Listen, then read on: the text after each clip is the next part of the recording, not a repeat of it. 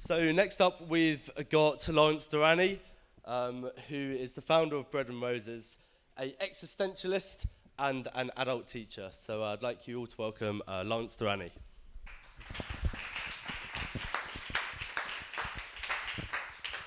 Hello, well I'm building the programme as being terminally ill.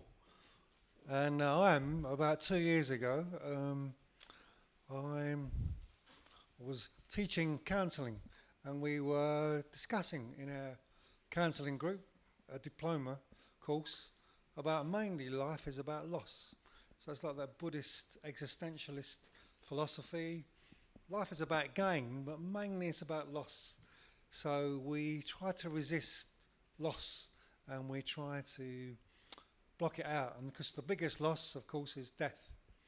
And so I was getting out of breath, and I was breathless. I'm a keen walker, and I got a letter on an email, because now GPs have to write to the consultant, or the consultant has to write to the GP, and you have a copy of the letter. It wasn't like that years ago.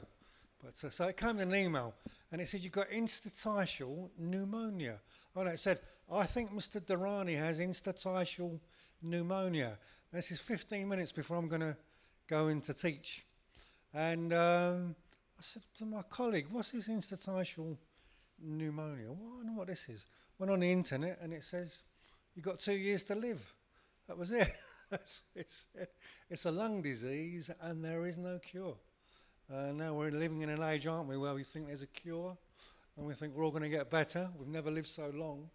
So 15 minutes before I'm going into class, I thought, well, this is it. So teaching it and then experiencing it was two different things. And so then I had a dilemma.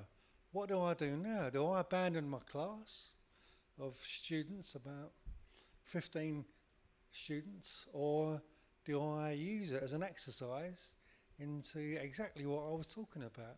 Mainly life is about loss, and we're all going down the same road. And so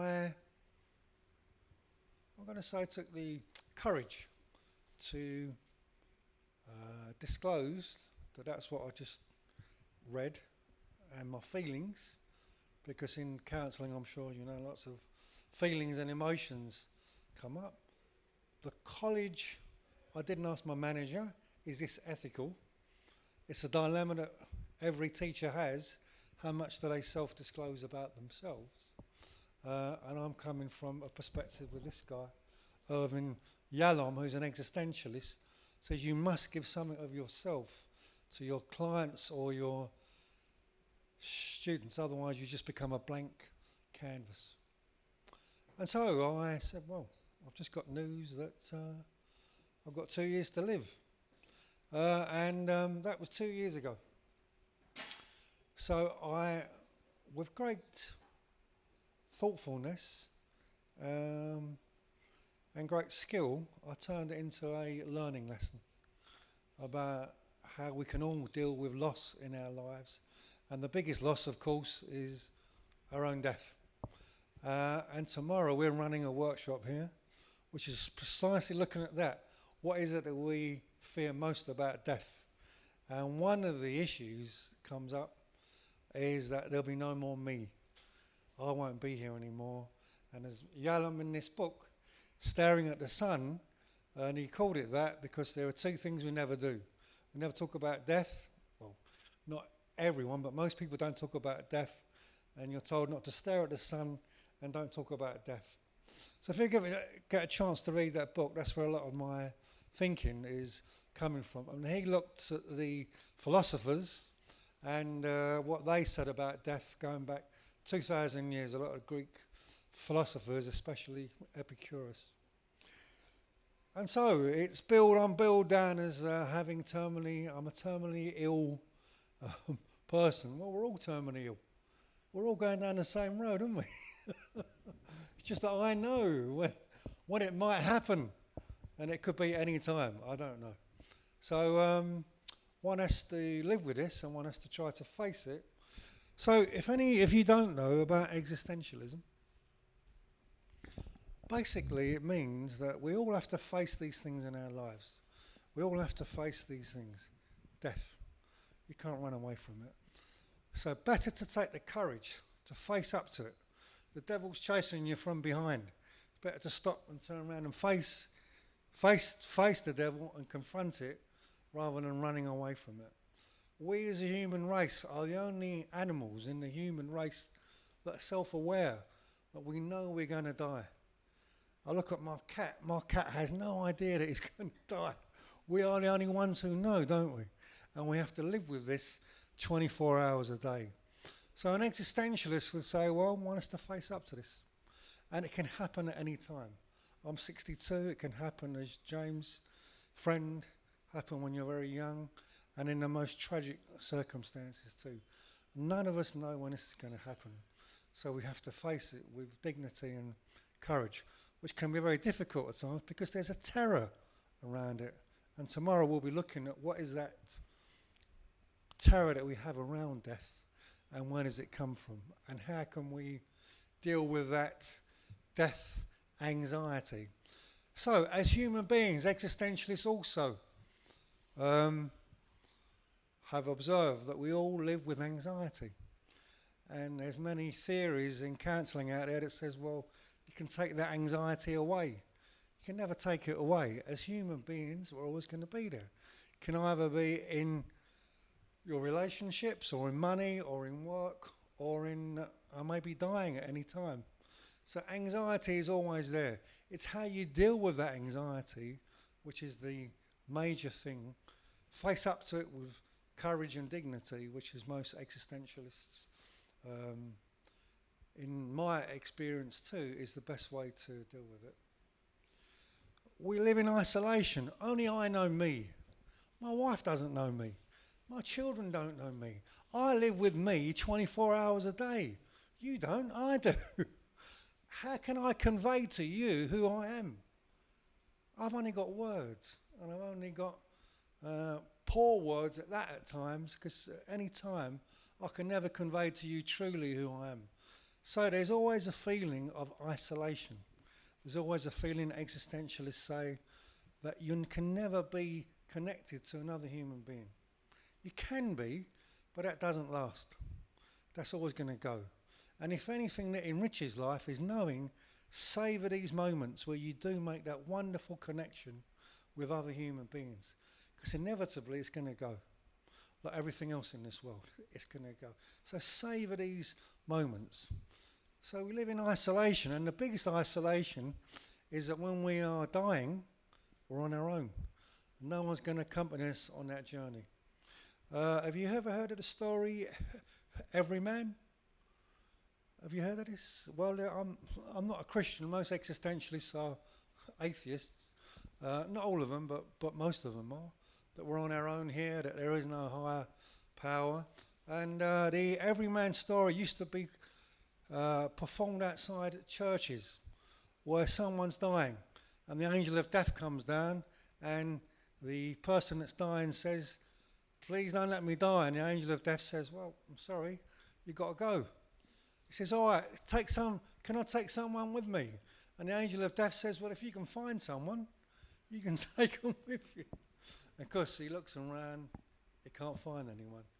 And his wealth, his things that he's achieved in his life, no one can take that with you.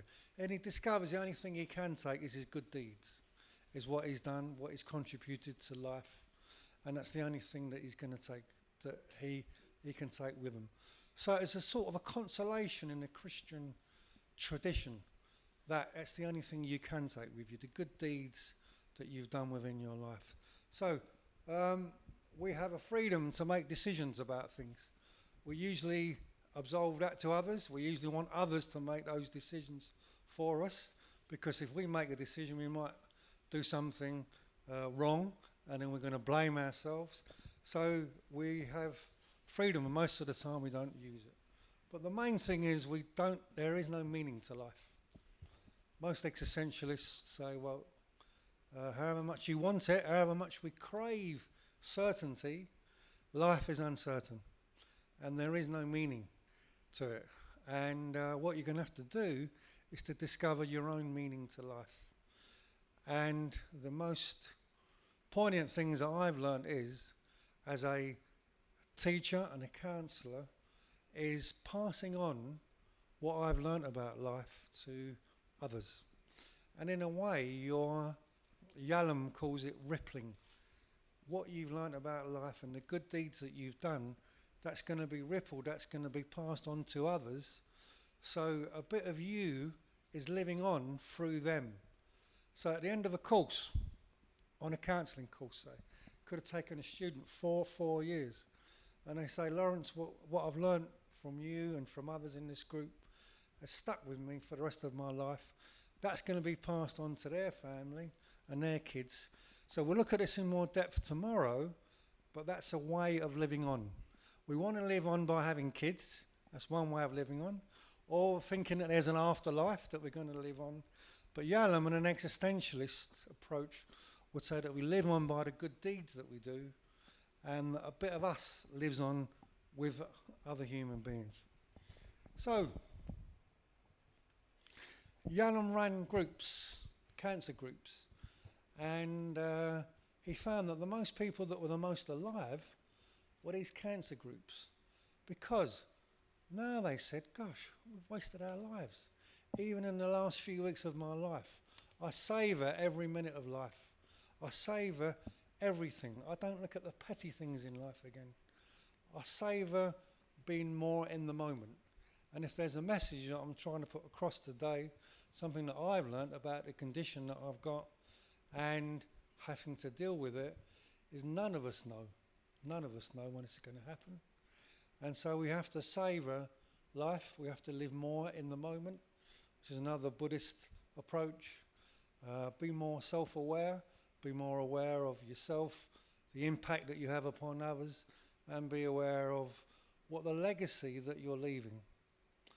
And so, as a recent report, which in America about leaving things for your family and money, yes, writing a will is important, but what is also important was artifacts that you have. So this is my marathon medal that I ran in 1989, and that's something that I also want to pass on to my children, because for me that is also about my principles too.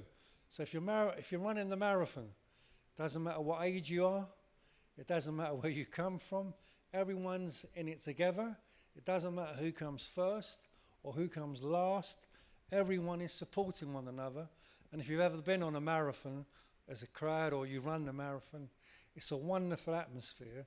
It's the potential that the human race has if they join together and they support one another.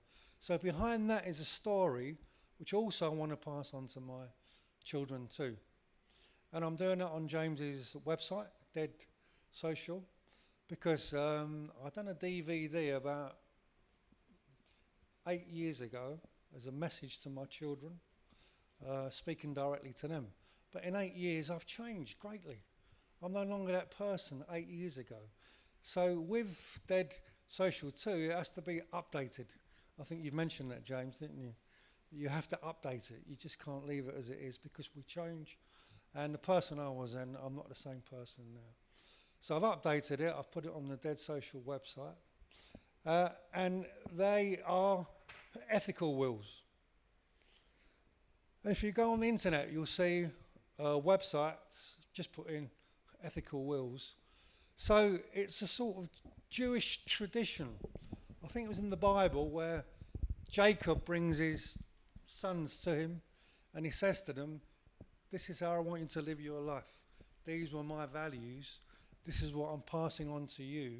And this is how I want you to live your life. Now, I'm not saying that you do that, of course, but on James's website, I've put things down. So these were the formative events of my life. So I was born just after the Second World War. I was born in the East End of London. I remember the bomb sites. Death was a thing that I had to grow up with. The area being bombed very, very badly. It was where the docks were. And so these were the formative events in my life. Wonderful questions. These are the important lessons that I have learned in my life. So think about that if you've got kids or if you haven't, but just these wonderful things that you'd want to pass on. These are some of my favourite possessions, and I want you to have, and these are the stories that explain what makes these things so precious to me. So like my marathon medal, passing that on too. These are the mistakes that I regret having made the most in my life, and I hope that you will not repeat. Because if you have kids, you want to really make sure that they make mistakes, of course, but these are my mistakes that I've made. Make sure that you don't repeat the same ones. I want to ask for your forgiveness for this, and I forgive you for. So how many times do children say, well, I wish I could have spoken to my mother or my father before they died, and address these issues? And now with James's website, you can do that. Your children at a later stage, or your family, can go into the website and can see you on there speaking either directly to them, or you could be interviewed too, so that you're not, some people find it difficult to look at the camera. But as I did it with James, I was thinking of all the generations of Daranis in hundreds, maybe thousands of years' time that will be looking at this and saying, this was my great-great-great-great-grandfather, you know, and this is what his values were, this is what his job was, this is how he saw the world. And what a wonderful gift to leave to your children. I'd say better than money. So wills are important, but these are ethical wills. So it's a wonderful gift. And it's something that, if you ever watch the programme, Who Do You Think You Are? You know, you see them looking at their old photographs of distant relatives, maybe 2 or 3 generations ago. They're fascinated by who those people are and what type of people they were, and the traits that they had that they hope is passed on. So if you're interested, come tomorrow. It's 7:30 to 9:30, where we're going to go into these issues in more depth, look at certain philosophers and look at the reasons why most of the human race is afraid of dying, except of course who? The Tibetans. The Book of Living and Dying. I think, has anyone read that book? If you read that book, in Tibet, the Tibetan Buddhists have no fear of dying.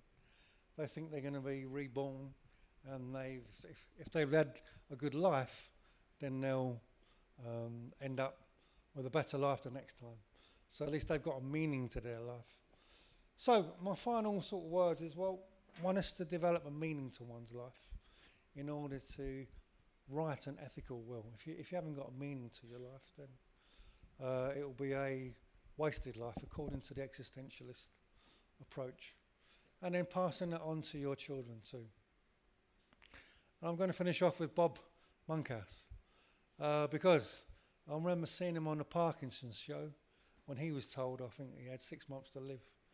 And he said, I went to the doctor, and the doctor said, well, Mr. Monkhouse, I've got some bad news for you. He said, I'm afraid you got cancer, prostate cancer. And he said, you've only got 10.